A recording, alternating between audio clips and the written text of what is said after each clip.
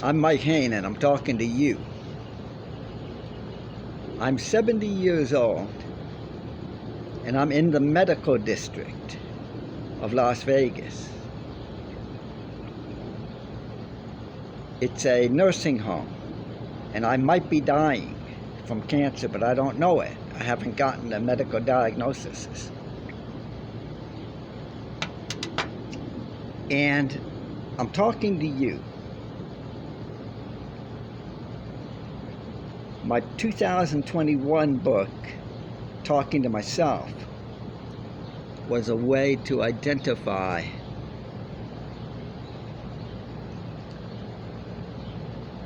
students, workers, or anyone in the neighborhood who felt ostracized, who felt that they were not part of this gigantic movement to manage the people.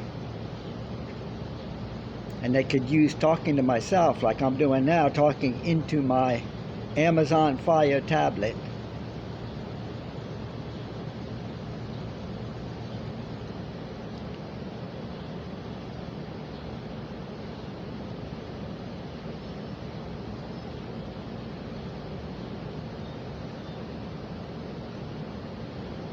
And this is really not working because it's too bright out here. This is the first talking to you video I've made in the medical district, in the nursing home. I might be dying. Before I die, I'd like to get a few ideas down here.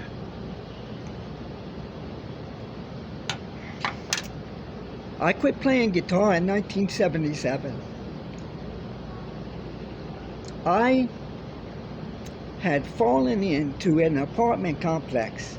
And I'll tell you where it is. It's Houston, Texas, Coldstream Street, right across from the people that built the tanks for the Vietnam War, Cameron Iron Works, the Hideaway Apartments. And if there's any quality that I have, it's that I'm a fool. A loving, caring fool. I was the top guitar player in Houston, electric guitar and acoustic guitar, but I had not gone on stage. I was going to work on that next, playing in public. I'm 5'6", and I did have to always fight in bars, like a Burt Reynolds movie, when he would go into a bar in what they call a 2-bit bar, and he would have to fight. They fought for fun, and then one of the criminals back then said, "But we always get up friends." And I forget who that guy was. That guy was it was the Banditos motorcycle gang in Houston. But I was such a fool. I got a room in the apartments, which was about 20 old apartments that had previously been for workers. And my friend from high school, I'm 5'6", he was 5'5". He was gorgeous. And we didn't wear glasses. We had mustaches, and we were handsome. And he would trick girls to come to parties, little 16, 17-year-old girls in the high school. "Hey, do you want to go to a party this weekend with the cool kids?" And then they would introduce them to sex. And this is 1973, 1974, 1975.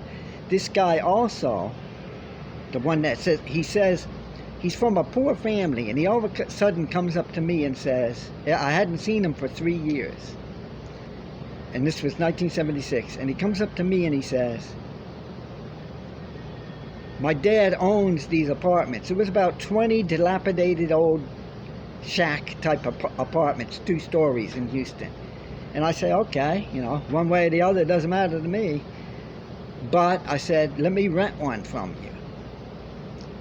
And I walked, you could easily get a job. So I walked to the Pizza Hut or the Denny's on Interstate 10.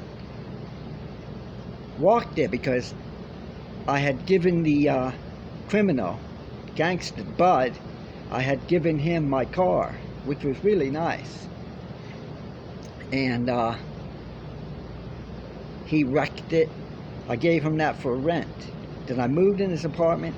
Then when I came back, I overheard him talking about how they had, now this is what they said, gangbanged a young innocent girl.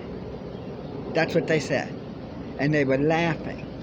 And there was 10 of them. And it was the next day. So Bud gets money from those guys. We used to call those guys nerds. And I was so disgusted. I told him, I'm leaving right now. And I never went back. I left my guitar. I left books there.